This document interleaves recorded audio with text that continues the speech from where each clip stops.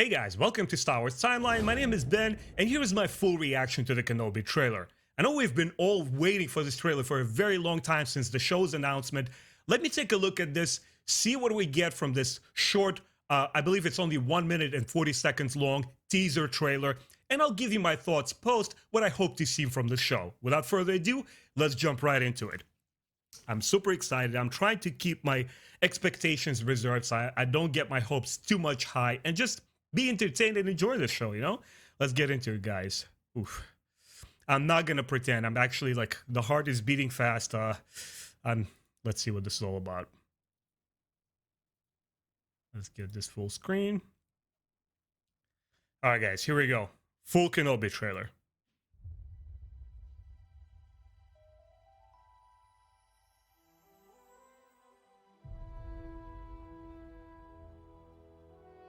The fight is done. It's surreal hearing his voice again. Oh, man. Stay hidden. Oh my god. Wow. Duel of the Fates. The key to hunting Jedi. The Inquisitor Fortress, right? Patience. Yeah, the Inquisitors are here. They're back. Jedi cannot help what they are. Their compassion leaves Oh, a this is trail. dark, man. The Jedi code is like an itch. He cannot help it. The Great Jedi Purge. Where is he?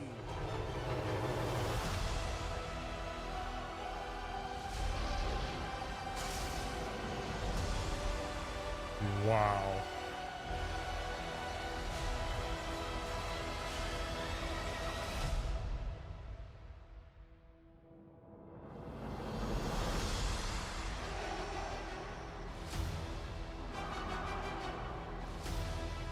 Is that Vader's breathing apparatus at the end? Whew. All right, let me hit pause here. Wow, this was a lot, guys. Wow. All right, so what's happening here? Obviously, I'm not going to go into full detail over analyzing every little frame. I'm going to do that in post. I'm actually going to, after I'm done recording, I'm going to go look into it and see what's there. Let me just give you my first thoughts, my reaction. As I mentioned in the beginning of this reaction, you know, I'm keeping my expectations reserved. You know, sometimes you get the greatest trailer in the world, but the end result is not what you hoped for. You set yourself up sometimes by having too much expectation, like your Star Wars show or movie needs to have X, Y, and Z in order for you to enjoy it. And if it doesn't have those elements, suddenly you say, you know, it's not good, it's not for me. I'm having a very open mind for it, you know? When the Mandalorian trailer first came out, I was super excited and thrilled. And when the actual show came out, it wasn't quite what I expected, but I enjoyed it for what was there. Honestly, the same with the Book of Boba Fett show. You know, it didn't end up being exactly what I wanted it to be, but because I kept my expectations leveled, I said, okay, this is what the show is. This is what they wanted to show us. Okay, you know, I'll take the episodes that I enjoyed. I'll leave the episodes that I didn't like. And I'm just happy that we got the Book of Boba Fett show. It wasn't as great as, you know, everybody thought it was going to be, but so what? You know, maybe next effort will be something different. But I got to say right from the beginning that Kenobi, it's a whole different game. You know, the Mandalorian and the Book of Boba Fett shows were the two first live action Star Wars shows that kind of paved the way. They showed us what the potential of Star Wars is as far as the live action landscape is concerned on the Disney Plus channel.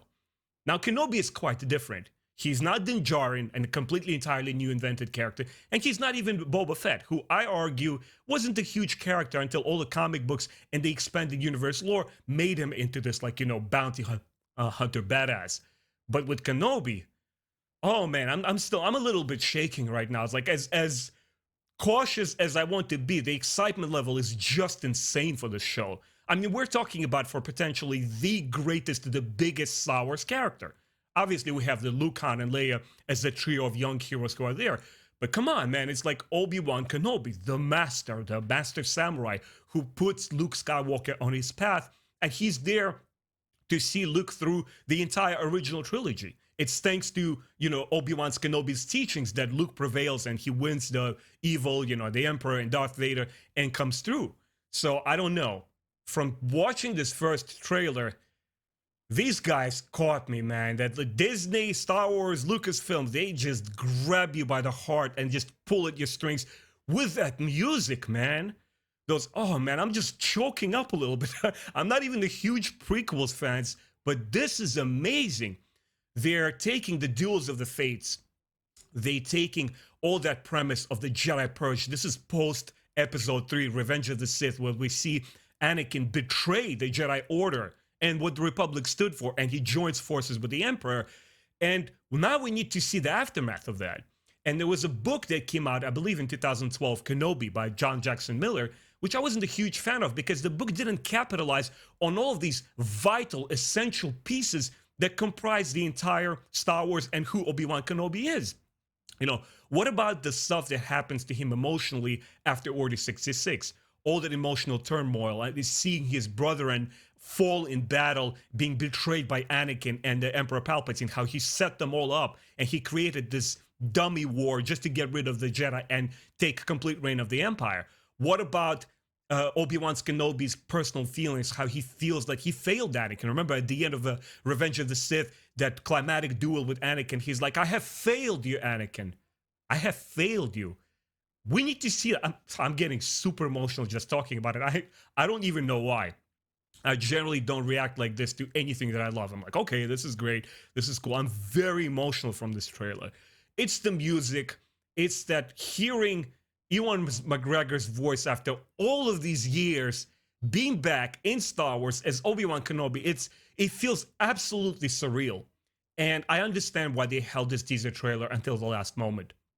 It is so well done that they wanted to ensure that every piece falls into place here, that everything feels right, that emotionally, tonally, they capture you, they grab your attention, and they're trying to signal to us, the fandom, that, hey, this is going to be something huge, this is going to be something special. Seeing the Inquisitors that we saw in Star Wars Rebels show in live action is absolutely surreal. It is insane. I love Star Wars Rebels show. To me, it was a huge welcoming mat for the Disney era of Star Wars.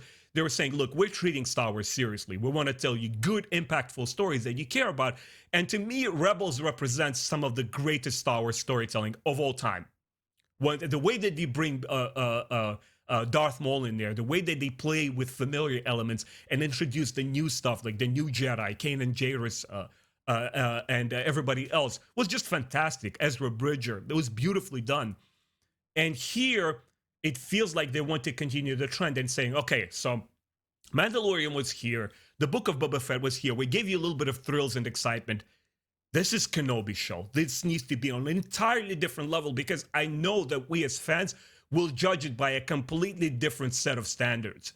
If people were saying that, oh, I enjoyed Mandalorian, it was cool, or the Book of Boba Fett, it didn't quite work for me, I'm liking the episode with Din Djarin, I enjoyed Luke Skywalker, but the rest is just not for me. That's what fans are taking from those two shows. Kenobi is going to be something entirely different. What I'm really looking forward to is they need to have a very mature and sober tone in it. This is the great Jedi Purge. These are the dark times, as Obi-Wan Kenobi describes them in episode 4. And we see a little bit of that. That little scene where like a person hanging from what looks like a noose. I'm like, is that a Jedi being hung publicly, like a public execution? Oh man, we haven't seen stuff like this in Star Wars ever. This is pretty damn dark, and I really, really swing with it. I really like it.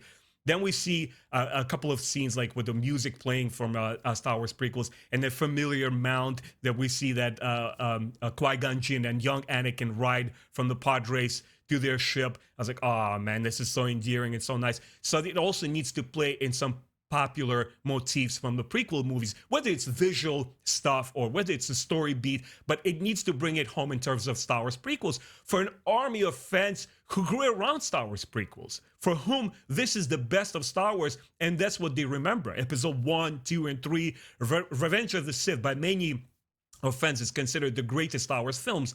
That's what Kenobi show needs to channel more. So it's a good thing that we see Inquisitors. It's good things that we see this sober dark tone.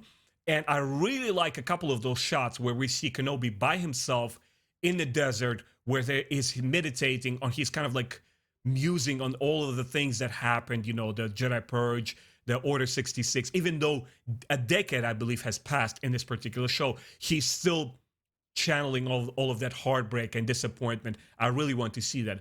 Obviously, many of us are hoping and are looking forward to seeing the ghost of Qui-Gon Jinn, because remember, at the end of the episode 3, Yoda reveals to Obi-Wan Kenobi, hey, one of our brethren, one of our comrades has learned how to communicate with us from the other side of the Force. So many believed, were like, okay, this is Qui-Gon Jinn, and he's going to be appearing to Obi-Wan Kenobi as a Force ghost, perhaps continuing his instruction in some way, or telling him what to expect, what to look forward to, maybe some kind of prophecy or vision of the future that will lead into Kenobi show and post Kenobi show, something that has repercussions for what we see in the Star Wars sequel trilogy. How are they going to tie it in together with the future films? We don't know, but that will be very interesting to see. Guys, this short teaser, honestly, I say it sincerely, I don't like to play for the camera and get super overhyped, excited, put faces on just so people could click on this video. I really don't care about that. This teaser trailer like knocked me off my feet. I'm like, yeah, man, this is what I'm looking forward to. This is what I need to see. What I'm hoping to get the most out of this Kenobi show is deep story, layered characters, a lot of darkness, a lot of heartbreak, coupled with some interesting action, coupled with some interesting things.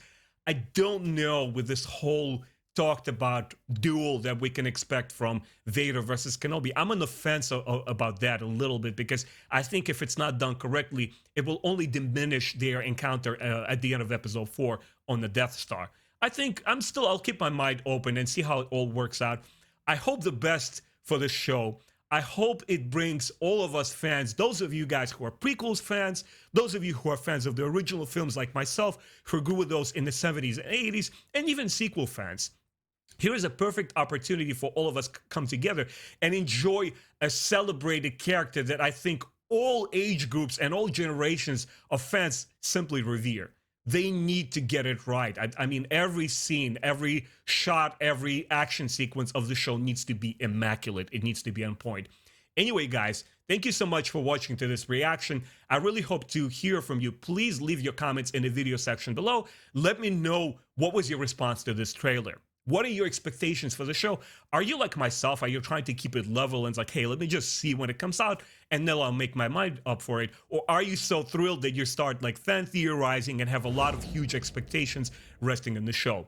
Thank you so much for watching. Consider subscribing to my channel, guys, and I'll see you all next time. Take care.